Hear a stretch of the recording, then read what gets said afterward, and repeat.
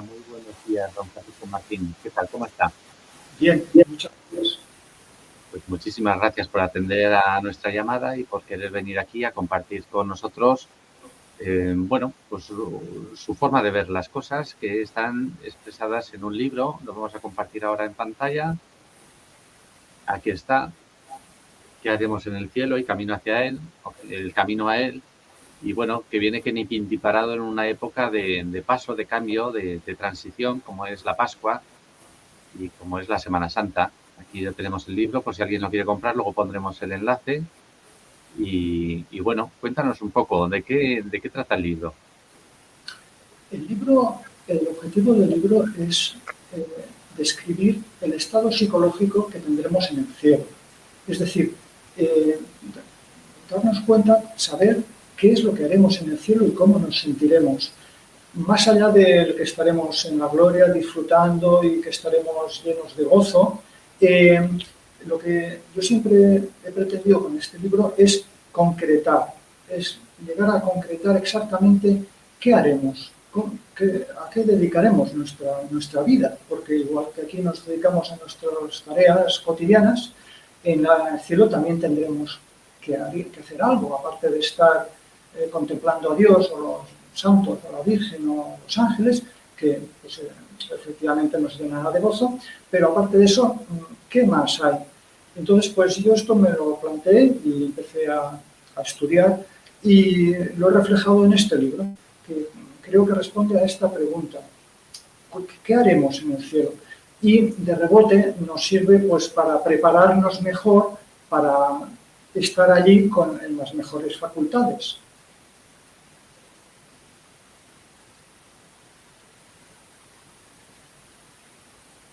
Hola. Sí, no, la pregunta que se hará a mucha gente, o la primera pregunta, no todos, pero muchos yo que conozco, se harán la pregunta de si realmente existe el cielo, cómo sabemos que existe y a través de qué fuentes pues uno puede entender que es una entidad real, ¿no? Cuéntanos un poco. Bueno, yo en este libro es un libro para creyentes, es decir, no entro en este libro a discutir temas de la doctrina, que doy por hechos, es decir, no es un libro de apologética, no es un libro, pues esto, que intente convencer a nadie, digamos, es solamente para la gente que tiene la fe católica, para que profundice en su fe, de un poco también para que ya gocen del cielo, porque conociendo a dónde vamos también ya empezamos a disfrutar de ello. Claro, claro. No, me hacía más esta pregunta de cara, porque veo que en la presentación, en la página web, se habla de San Agustín de Hipona, de Santo Tomás. Bueno, estamos hablando no solo de la doctrina de la Iglesia, sino también de esos doctores de la Iglesia que dan un poco fundamento a esta doctrina, ¿verdad? Sí, claro. Digamos que Santo Tomás es el maestro recomendado por todos los papas y San Agustín pues es uno de los grandes padres. Entonces, pues yo por ello, principalmente, este libro principalmente lo que es una divulgación pues, con muchos dibujos, con más de 60 ilustraciones, de lo que dice Santo Tomás. De lo que dice Santo Tomás y de lo que explica el padre Royo Marín en base a las enseñanzas de Santo Tomás. Quiero decir que en este libro mío solamente hay una pequeña idea al final que si quieren la podemos decir ahora para ventilarla y olvidarnos, pero el resto son solamente las enseñanzas de Santo Tomás, que es el maestro indiscutible de la enseñanza de la doctrina de la Iglesia. Muy bien. Bueno, pues empezamos. ¿Cómo es esto? Primero, nuestra misión en la vida, ¿no? Empieza el libro, vamos a compartirlo ahora en pantalla un momentín para que la vea la gente también. Es un libro con índice, como Dios manda, y vamos a compartirlo. Que además se puede descargar gratuitamente, también se puede comprar. Y bueno, pues aquí tenemos el índice.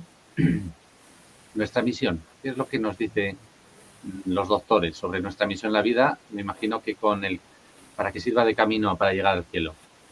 Sí, bueno, En este libro, antes de explicar exactamente en concreto lo que haremos en el cielo, que está pues, al final, he tenido que explicar antes otros muchos conceptos que no tenemos bien conocidos o no nos han explicado bien. Conceptos muy básicos, muy básicos. Entonces, el índice recorre este camino de conceptos básicos, pero que son necesarios, imprescindibles explicar para luego entender lo que haremos en el cielo, porque en el cielo, si no entendemos lo que es el bien o no entendemos lo que son los ángeles o lo que es Dios, pues mal podremos, por ejemplo, verle. Entonces, toda esta serie de conceptos básicos se van desgranando a lo largo del libro para poder llegar al cielo y luego entender lo que ocurre allí, que es lo que describo sucintamente, que, bueno, tampoco es un misterio, es una cosa bastante sencilla. Entonces, los primeros conceptos, el primer concepto que desgrano es el concepto de nuestra misión. O sea, hay muchas formas de describir nuestra misión en la vida. Por ejemplo, se puede decir que es la de asemejarnos a Jesucristo, a la Virgen, la de alcanzar nuestra felicidad eterna, y todas ellas tienen en común denominador que es alcanzar el bien supremo. Entonces, el bien en este mundo es todo lo que nos ayuda a llegar al cielo, todo lo que colabora para llegar al cielo. Es decir, por ejemplo, emborracharnos no es algo que nos ayude para llegar al cielo porque perdemos la conciencia, de alguna forma dejamos de vivir.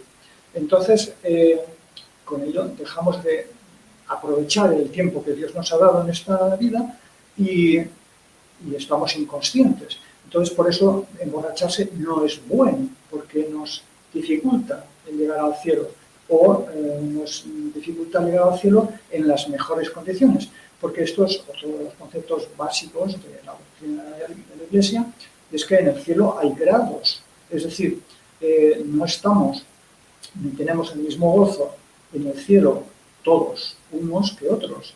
Es decir, pues la Virgen, por ejemplo, es la que está más cerca de Dios en el cielo y la que, por tanto, posee la mayor felicidad en el cielo. El resto tendremos más o menos cercanía a Dios y, por tanto, felicidad en función de lo que hayamos trabajado aquí en esta vida. Entonces, pues, el bien es todo lo que nos ayuda a conseguir mejores posiciones en el cielo.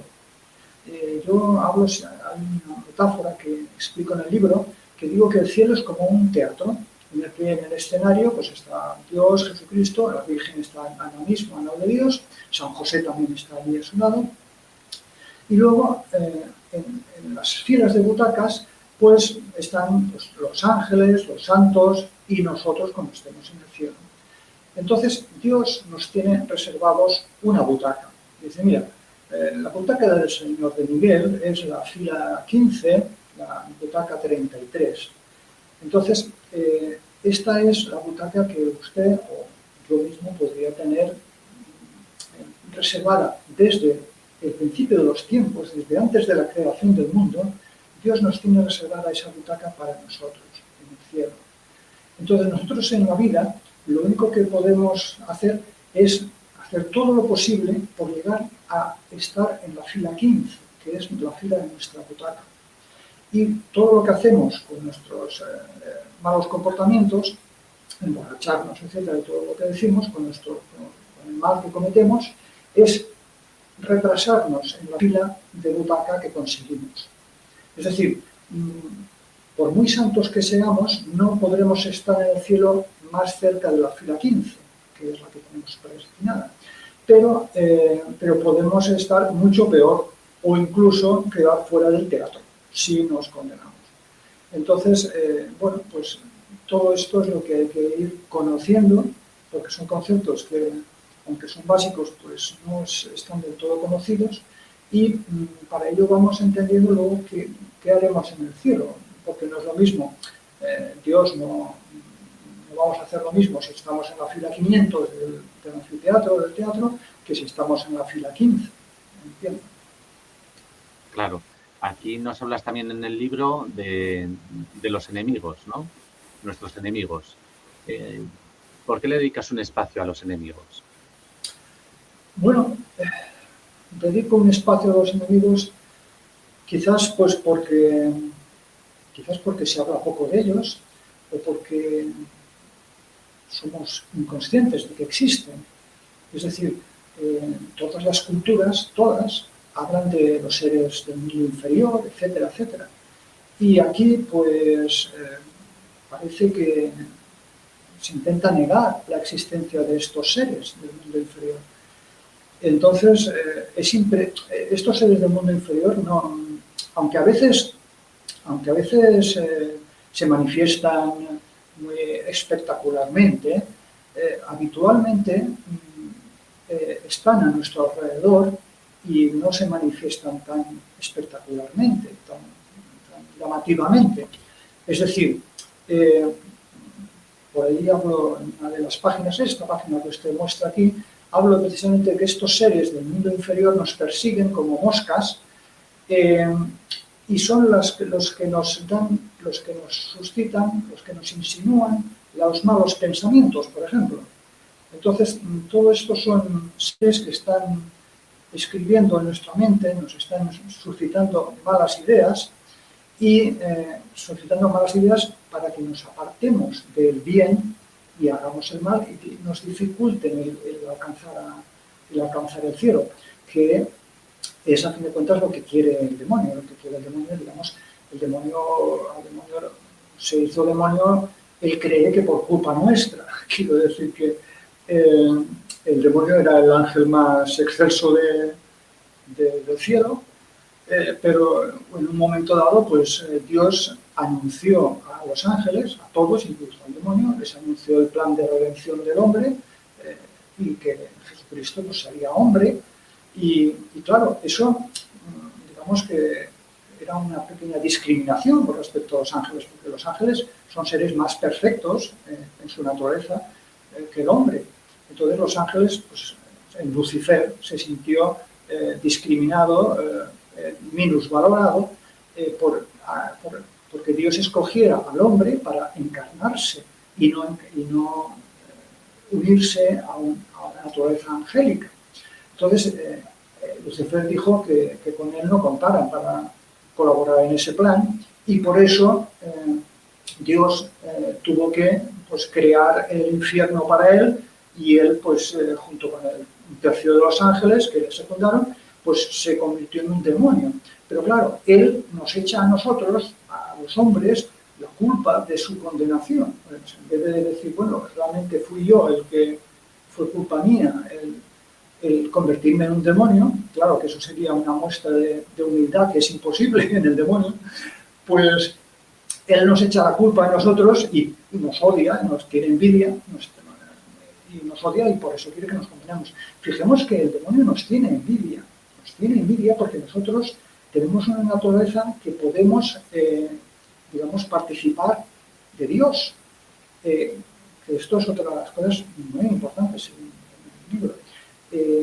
Cosa que él ya nunca más va a poder participar de Dios en absoluto. Entonces, claro, eso pues, si fuera mortal le mataría de envidia. Por desgracia, es que no es mortal. Pero nosotros podemos participar de Dios y participaremos de Dios en el cielo si alcanzamos muchísimo. Y eso, claro, es una cosa que tampoco se conoce mucho, pero que es muy importante. Claro. Aquí hablas también en el libro, lo voy a compartir, de nuestra participación con Dios, ¿no? Sí. O de Dios, ¿no? Porque, bueno, explícanos un poco, ¿qué es esto de la participación de Dios? Que realmente pues somos parte de Él. Sí. Bueno, aquí lo explico. Realmente empezamos a participar de Él porque estamos hechos a su imagen y semejanza. Eso quiere decir que Dios no es un ser de otra galaxia, que no sepamos cómo funcionan, y que sea una masa verde con tentáculos, que no sepamos ni si piensa, ni si No, Dios sabemos que es, bueno, que nosotros estamos hechos a imagen y semejanza de Dios. Eso quiere decir que Dios tiene inteligencia y tiene voluntad, puede amar y tiene inteligencia, puede conoce, evidentemente. Entonces, es decir, igual que nosotros tenemos estas, ¿sabes? Nosotros estamos hechos a imagen y semejanza de Dios, porque nosotros tenemos estas facultades que Dios las posee en el grado sumo. Y gracias a estas facultades nosotros podemos entenderle y verle como Padre amantísimo, o a la Virgen como Madre amantísima, porque no son seres de otro mundo que no podamos entenderles en absoluto, que no tengamos nada en común con ellos. Entonces, a partir del momento que nosotros tenemos y usamos esta inteligencia y nuestra voluntad, nuestra facultad de amar, estamos pareciéndonos ya a Dios. Bueno, estamos pareciéndonos a Dios ya desde el momento de que somos creados así, pero además en nuestra vida podemos ir asemejándonos a Dios y participando de su naturaleza, que esto ahora hablaremos un poquito más, practicando esto, el conocimiento y la voluntad, el amor hacia los demás, hacia todo. Entonces, esta participación nos da un gozo. El gozo, digamos, que es consecuencia de esta participación. En el cielo tendremos el gozo inmenso por tener esta participación ya muy clara en el cielo. Entonces, lo que les quería decir es esto, que tanto más participamos en la naturaleza de Dios, cuanto más conocemos de la realidad y cuanto más amamos como Él nos ama, de forma pura. Entonces, esto es importante porque esta es la esencia de Dios. La esencia de Dios es amor y conocimiento. Es decir, cuanto más conocemos, cuanto más comprendemos la realidad y cuanto más la amamos a todos, la materia también, más estamos siendo como Dios. Es que hay algunas personas que creen que no es necesario estudiar o que el sentirse como Dios es un sentimiento agradable. No. El sentirse como el ser, el estar como Dios, no es un producto del orgullo, de creernos dioses, sino es una consecuencia no buscada de incrementar nuestra comprensión, nuestro conocimiento de la realidad y el amor a los demás. Eso es lo que nos lleva al gozo y lo que nos hace semejantes a Dios, lo que nos hace participar de su naturaleza, porque eso es Él, es el amor infinito y la inteligencia infinita y el poder infinito. Claro, hay una parte en el libro que me parece muy bonita sobre nuestros poderes, ¿no? Aquí está. Háblanos un poco de los poderes que tenemos los seres humanos. ¿Tenemos superpoderes? Sí. Vamos a ver. Yo lo primero que quiero decir es que yo muchas de estas cosas las he ido descubriendo a medida que he ido escribiendo el libro, porque yo tampoco tenía claros estos conceptos, o lo que sé, pero yo creo que en general no estaban muy bien explicados en los libros clásicos de religión. Esto me suena mucho, esto que estás explicando aquí, mucho me suena a Aristóteles en su libro de la Ética Nicómaco, sobre los poderes y sobre cómo entrenar el alma en las virtudes. No sé si has tenido algo que ver o has leído algo de Aristóteles, pero me suena muchísimo. Sí, yo he leído los comentarios sobre la Ética de Nicómaco, pero digamos que la explicación de la presentación de estos poderes como músculos del alma a mí me parece bastante clara, bastante correspondiente con la realidad y la veo que se utiliza poco. Y a mí me hubiera servido mucho a haber encontrado este libro que acabo de escribir para avanzar más en mi fe, en el conocimiento de la doctrina y en la práctica de la fe. Aquí hablas de los músculos de nuestra voluntad, la fortaleza, la templanza, la justicia, la prudencia, ¿cómo se olvida esto, ¿no? Qué pena que, por ejemplo, en las escuelas, independientemente del contexto religioso o de la doctrina que quieran seguir, que no se eduque a los menores ya desde pequeñitos a fortalecer las virtudes, ¿no? Que la fortaleza no hace daño a nadie, no come pan, la templanza, la justicia, la prudencia, etcétera, etcétera. Qué pena, ¿no? Que esta educación se haya olvidado tanto. Bueno, digamos que esto es lógica consecuencia del dominio del demonio en todo el mundo actualmente. Desde ya hace bastantes años está intentando dominar todo el mundo y ya prácticamente pues, lo hace en todo el mundo. Entonces, una de las consecuencias es que hace que quiere que nos olvidemos de Dios, por supuesto, y que nos olvidemos tanto cuanto pueda de nuestra alma, porque nuestra alma invisible, digamos, nos lleva a Dios. Digamos que Dios sería el fin último, lógico, de reconocer que tenemos un alma invisible. Entonces, todo lo que sea desarrollar nuestra alma, pues claro, al demonio no le interesa. Lo que nos interesa es que estemos siempre mirando hacia la materia, hacia nuestras necesidades corporales, hacia nuestros placeres corporales, pero no le interesa que nos demos cuenta ni de cómo funcionamos internamente, cómo funciona nuestra alma, ni de cómo desarrollar esos músculos internos de nuestra alma.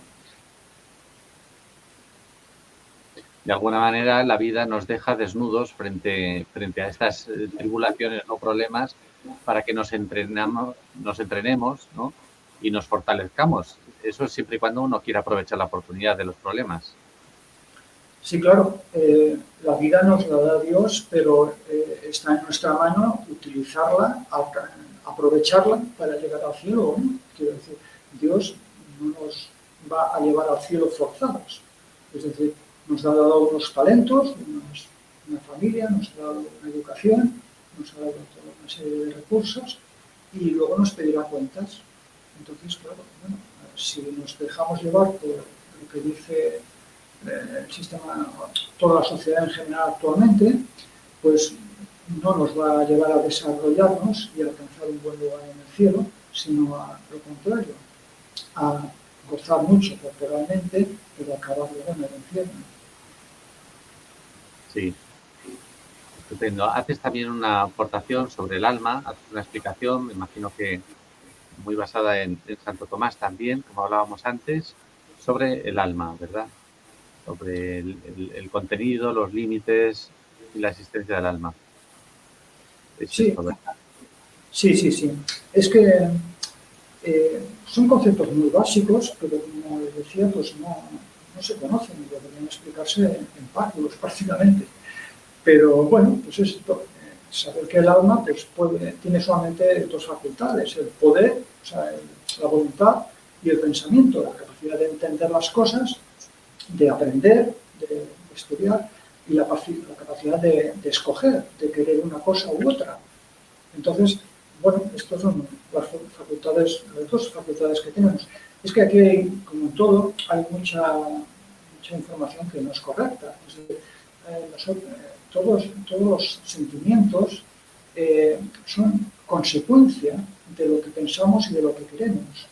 Es decir, no tenemos una facultad para sentir directamente, sentir con el alma me refiero, es decir, tenemos los sentidos corporales, pero no hay una facultad, el alma no tiene una facultad de sentir directamente. El sentir, digamos, es una consecuencia directa de nuestras dos facultades, que son las únicas que tenemos, que son el entendimiento y la voluntad. Y en función de lo que sabemos y de lo que queremos, pues se producen una serie de sentimientos que pues, Santo Tomás llama las pasiones. Pasiones no con el sentido que le damos ahora de sentimiento exacerbado, sino pasiones en el sentido de lo que nos pasa. Pues estoy triste porque, bueno, pues porque tengo un pensamiento de que he perdido un dinero que tenía en el bolsillo y tengo la voluntad de tener ese dinero en el bolsillo. Entonces, pues llego al sentimiento de estar triste. Sí, se refiere un poco a esa sensación pasiva, es decir, como que llega, ¿no? Exacto. Nos llega porque hemos elegido nosotros, en cierta forma, estar tristes. Es decir, porque hemos elegido nosotros una cierta visión de la realidad y hemos elegido nosotros una voluntad, un deseo deseamos. Entonces, evidentemente, ¿cómo cambiarlo? Pues con una mejor comprensión de la realidad y con una mayor aceptación de la voluntad de Dios. Entonces veremos que muchas veces lo que consideramos desgracias, bueno, esto no lo explican todos los santos, que no lo son, sino que son grandes premios, porque teníamos una visión equivocada de la realidad y si cambiamos esa visión, vemos que ese dinero que hemos perdido realmente ha sido un favor que nos ha hecho Dios. Sí. Nos pones aquí en el libro también una nota sobre el sufrimiento. Hay un tema importante que es el cambio del sentido de las palabras.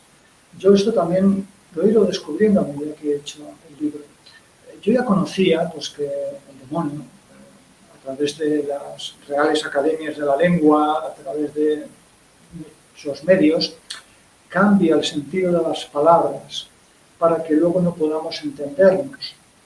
Esto lo explica muy bien la novela 1984 de George Orwell, cómo allí es el Ministerio de la Verdad, cambia el sentido de las palabras para que la gente no pueda pensar esas palabras y, por tanto, no pueda actuar de acuerdo con ellas. Entonces, pues lo mismo, bueno, George Orwell con su novela pues dio en el clavo porque fue periodista de la BBC y sabía lo que estaba ocurriendo. Lo que intenta es, lo que ha hecho es cambiar el sentido de las palabras para luego no poder entendernos. Por ejemplo, en el libro luego también hablo de la palabra amor, luego podemos hablar, pero en particular también de la palabra sufrimiento. La palabra sufrimiento ha cambiado el sentido. Ahora tiene un sentido de dolor en el alma. Pero esto no era así hace un par de siglos. Es decir, el sentido de hace un par de siglos y antes de la palabra sufrimiento era solamente el de soportar. Es decir, yo estoy sufriendo el peso de mi libro, pero no tengo dolor en el alma por sufrir este peso. Y cuando la Biblia dice, o todos los santos, Kempis, hablan de que pues, fulanito sufrió, etcétera, sufrió el tormento, sufrió la cruz, no quiere decir que tuviera dolor en el alma. El concepto de la afección de dolor en el sufrimiento es algo moderno, es algo del siglo pasado y de este siglo. Es decir, que si estamos leyendo la Biblia y nos habla de sufrimiento, o el Kempis, que son del siglo XV y demás, y los leemos interpretándolos como dolor, no estamos entendiendo el sentido correcto de la Biblia, o del Kempis, o de todos estos libros antiguos. Entonces, por esto es muy importante, porque hay que tener cuidado con las palabras siempre. Con la información hay que tener mucho cuidado y sobre todo últimamente que está muy controlada, muy manipulada y muy manejada, ¿verdad? Y sobre todo cada vez hay más afición por cambiar el sentido de las palabras, ¿no? Y por reconvertir el lenguaje en una herramienta política. Sí. Lo que ocurre es que hay muchas palabras que hay una cierta importancia, una cierta relación de importancia a las palabras. Por ejemplo, cambiar el sentido de la palabra amor es mucho más grave que no cambiarle de sentido a la palabra pues, pareja, por ejemplo, a la palabra novios, que también está cambiado. Entonces, por ejemplo, en la palabra amor, el cambio de sentido es muy grave porque en la Biblia se usa muchas veces, en la Biblia que tenemos todos en castellano, en español, en la estantería, siempre utiliza el verbo amor. Amaos unos a los otros, como yo os he amado, etc. Un montón de citas en la Biblia están traducidas como amor. Si no entendemos bien lo que esa palabra, pues no podemos seguir lo que nos dice Dios porque nos han cambiado el sentido de esa palabra. Y en particular la palabra amor no se utiliza en la Vulgata, que es la primera Biblia en latín, no utilizan el verbo amo. En latín existe el verbo amo, pero en la Biblia, en la Vulgata, no se utilizan todas estas citas que conocemos todos, que están, como por ejemplo esta que acabo de comentar. No, por ejemplo, San Agustín no utiliza el verbo amo. San Agustín, recordemos que esto no es una cuestión de traducción, porque San Agustín hablaba en latín correntemente, no era su lengua habitual. Y San Agustín, cuando nos dice amo y haz lo que quieras, no dice amo en latín, amo y quod vis fac, que es ama y haz lo que quieras, sino que dice diligo and quod vis fac. Es decir, utiliza el verbo diligo y no el verbo amo. Y en toda la Vulgata también se utiliza siempre, en todas estas citas que hemos dicho, el verbo diligo. Es decir, cuando Dios nos dice amaos los unos a los otros, en la Vulgata realmente dicen pues diligo, no sé qué, no sé cuántos. Esto es importante porque el verbo diligo quiere decir aprecia, aprecia. Y apreciar y amar a veces no van o no le damos el sentido equivalente, porque muchas veces amamos sin apreciar, que es lo que yo llamaría un amor tirano. Es decir, usted pobre, usted ignorante, le voy a dar una limosna, aunque usted quizá no se la merece. Es decir, le podemos dar una limosna a alguien con desprecio, pero evidentemente eso no es amor. El amor que Dios nos manda, nos enseña, que debe estar basado en el aprecio. Y por eso dice San Agustín, aprecia y haz lo que quieras. Porque una vez que apreciamos algo, una vez que consideramos algo como un diamante, pues ya vamos con muchísimo cuidado con él. Entonces, esta palabra es muy grave, que me hayan cambiado, pero es así. Y la palabra sufrimiento también, y quizás alguna otra más. Interesantísimo. Pues para terminar un poco, añadiendo lo que quieras añadir, sin ningún problema, tienes todo el tiempo del mundo. En definitiva, nos cultivamos, nos educamos, nos fortalecemos, tenemos un alma buena, que es como dice el libro, pues algo que funciona y comete y llega a cumplir su cometido, y llegamos al cielo. ¿Qué es lo que nos encontramos ahí? Bueno, lo principal, yo diría que lo principal del cielo es que, bueno, sabemos que cuando nos morimos, digamos que estamos sin cuerpo en el cielo hasta el juicio final, la resurrección de los cuerpos. En este periodo vamos a estar sin cuerpo en el cielo. Eso que luego sí, luego tendremos el cuerpo, etcétera, y podremos ver con nuestros ojos y tocar con nuestras manos. Pero en este periodo, desde que nos morimos hasta que se produce la resurrección de los muertos, que no sabemos cuándo ocurrirá, estaremos en el cielo sin cuerpo. Por ejemplo, todos nuestros antepasados, nuestros padres, etcétera, están en este momento en el cielo sin cuerpo. Entonces, es importante esto porque quiere decir que no tendremos sentidos para vivir en el cielo.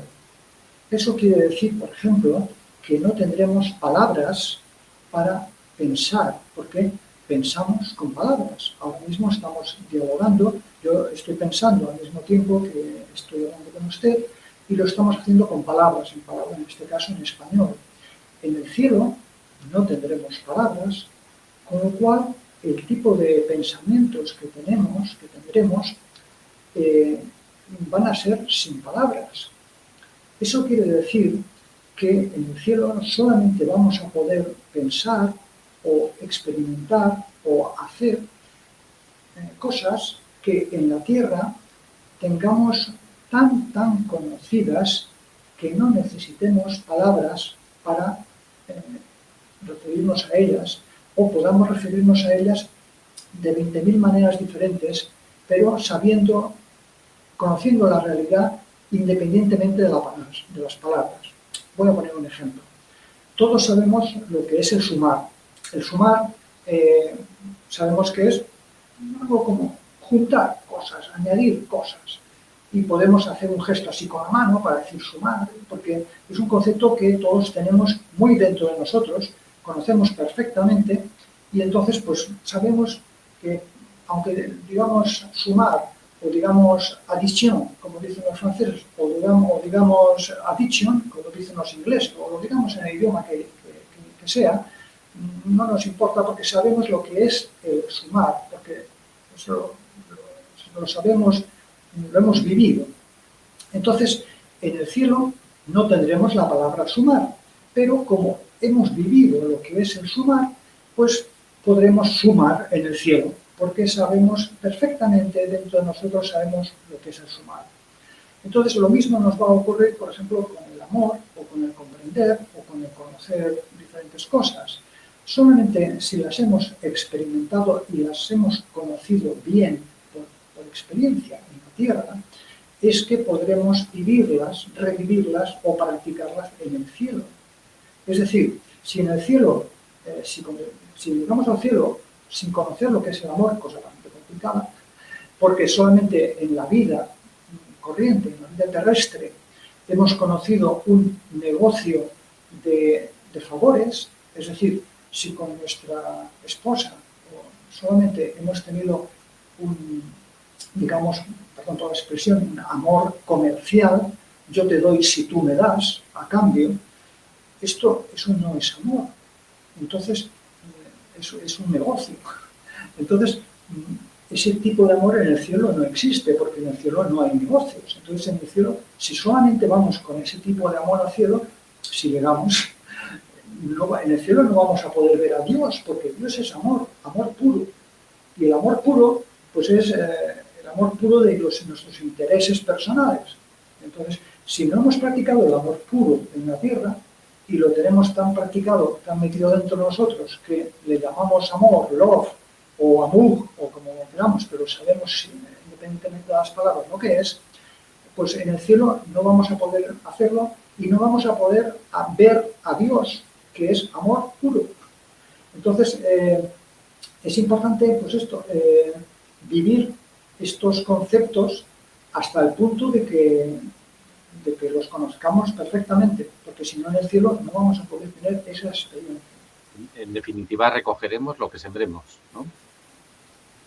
Sí, claro, esto es lo que otros llaman el karma, y es algo bastante lógico. Es decir, si sembramos melones, pues recogeremos melones, y si sembramos cebada, cebada. El que siembra tormentos encontrará tormentos después de la vida. Bueno, nunca sabemos, la Iglesia, excepto de Caín, perdón, excepto de Judas, no tenemos certeza de que se da de la condenación de nadie. Pero vaya, la Iglesia sí que nos dice, si vas por el camino de la condenación, pues lo más probable es que acabes allí. Es decir, que es bastante... O sea, que hablamos más de consecuencia que de castigo. Bueno, es que realmente una persona que se puede ver de muchas maneras. Esto, digamos, sería el juicio personal. El juicio personal se puede ver como un castigo de la justicia de Dios, o también se puede ver como un encaje inevitable. Es decir, yo, si no sé lo que es el amor, si yo lo único que sé es el odiar a los demás, yo no voy a querer estar en el cielo, porque en el cielo, aparte de que no voy a ver nada, yo no voy a estar a gusto. En cambio, yo voy a estar a gusto pues, en un sitio donde está lleno de odio de unos con otros. Entonces, verlo como hay muchas formas de verlo, y no necesariamente como castigo, sino como consecuencia inevitable, como elección propia. Bueno, ¿qué más nos encontraremos en el cielo, aparte de lo que sembremos? ¿Hay algo especial? ¿Hay algo algún spoiler, algún detalle que se nos escape? Bueno, tendremos a todos nuestros familiares queridos que nos hayan precedido la muerte, y lo que quiero decir, que es la teoría mía que aporto en mi libro, que realmente, pues eso, es mi teoría, que cada uno no es la enseñanza de la Iglesia, es lo que haremos en el cielo. En concreto, ¿qué haremos? En el cielo lo que haremos será aprender, y yo digo que colaboraremos en la creación de nuevos universos. Es decir, yo propongo que digo, bueno, ya que Dios es creador, pues cuando acabe esta creación y acabe el fin del mundo y se acabó, pues como Dios es creador no se va a quedar sin hacer nada, creará otros mundos y nos pedirá que colaboremos con ellos. Entonces, bueno, pues seremos co-creadores, esta es mi teoría, que pues vale, pues lo que pueda valer mi opinión, seremos co-creadores, trabajadores en la creación de los nuevos universos. Bueno, aparte pues, que gozaremos de, perdón, gozaremos de la presencia de Dios, de los ángeles, de nuestros antepasados, de la Virgen, de los santos, como copartícipes, como trabajadores a nuestro alrededor, colaborando en ese nuevo proyecto. Pero bueno, ese tampoco realmente es un tema importante, quiero decir que no es solamente mi opinión y que tampoco va más allá. Muy bien, pues ha sido un placer, encantadísimo de conocerte y de conocer tu libro, y espero que podamos ampliar y seguir compartiendo parte del contenido del libro o de tus experiencias. Bueno, pues si alguna persona quiere utilizarlo como una pequeña semilla para mejorar o para conseguir ese fin, ¿no? Muchísimas gracias, Francisco, y que tengas muy felices Pascuas, ¿eh? Bueno, pienso, no sé, te deseo felices Pascuas porque para mí esta época, por mucho que parezca o aparente ser una época de sufrimiento, es una época de felicidad. Así que bueno. Bien. Bueno, como dice, creo que era San Pablo, dice, todo ocurre para el bien de los que aman al Señor. Quiero decir, si lo sabemos bien, mirar bien, es lo que decíamos al principio, si sabemos mirar bien la realidad, para nosotros nos producirá gozo, ocurra lo que ocurra. Quiero decir, los mártires iban a ser comidos por los leones allá en el circo romano, cantando y alegres. Quiero decir que si lo miramos bien, efectivamente es una semana de felicidad. Y también muchas gracias a ustedes por invitarme. Pues muchísimas gracias a ti, Francisco, y paz y bien. Cuídate mucho, nos vemos pronto. Hasta luego.